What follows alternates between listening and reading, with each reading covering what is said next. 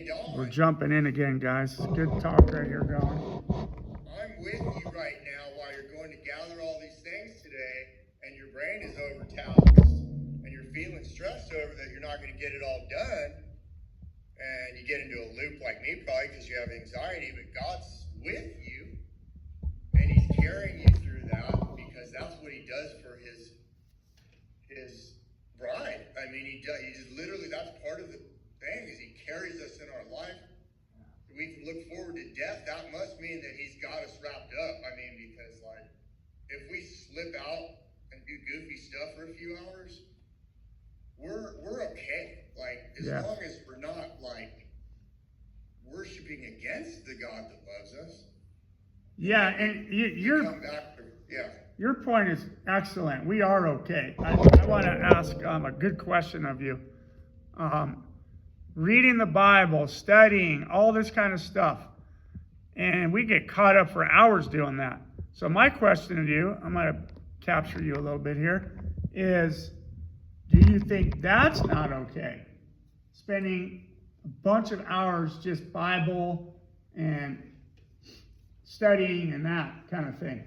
I'll respond. Okay, yeah, thank you. Well, I just think the more time you're in the Word and the more time you're walking in the Spirit, I think there's growth going on, and then you could take a retreat and spend 2 or 3 days meditating on God. It's just going to prepare you more for when you go into the world and you're actually immersed with other people, Christian, non-Christian, whoever. You're just going to be better prepared to minister to them, to witness to them, to evangelize to them. I couldn't agree more. My question, though, is have you ever spent too many hours doing just that and you're neglecting a family member or something else at your house that you should have been doing? Or you guys kind of get my question? I've done that. I've talked about that before in our groups, but I used to, my friend Lonnie and I, we used to we'd work like the mid-shift, 10 to 7 type of thing, and then go have dinner, and then we'd get together around 8 or 9 p.m. And we would study the Bible till 2 or 3 in the morning. And I'd come home and my wife would be upset, and it's like here we're just focused on God, reading scripture, cross-referencing Strong's Concordance, all the commentary, trying to put studies together and do stuff, and just feeling alive and feeling so close. And then, I was neglecting my wife and my family. And I wouldn't get up as early in the morning as I should have. And, I was supposed to do this with the kids in the morning or take them to school or something. She had to take them, but she had to be to work early. So, you can actually do that. And it's interesting because, and I'll throw into this, and if you have something to say, Brett, there's a lot of Christian things in ministries we do that churches provide that are, all of it's probably good.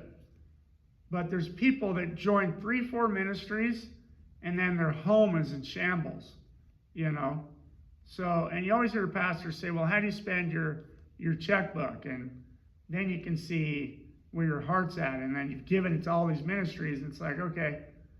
And then it's like, well, maybe they're checking boxes. And I don't know. But my concern is how you spend your time. That's what we've been talking about tonight.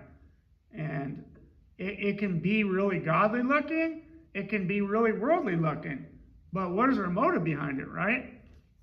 So anyway, do you have anything to share on these topics, bro? If we have the time. Yeah, kick in a little more, and we'll probably close this last with that. Yeah. I would share that I agree with Don. You might get oversighted into what you're engaged in that there's like 2 sides to that. One is that we should be starving for that aspect of theology because that's what I frame that we don't become any better or more knowledgeable than God, but we should starve for what is in the Bible as our bread, our life.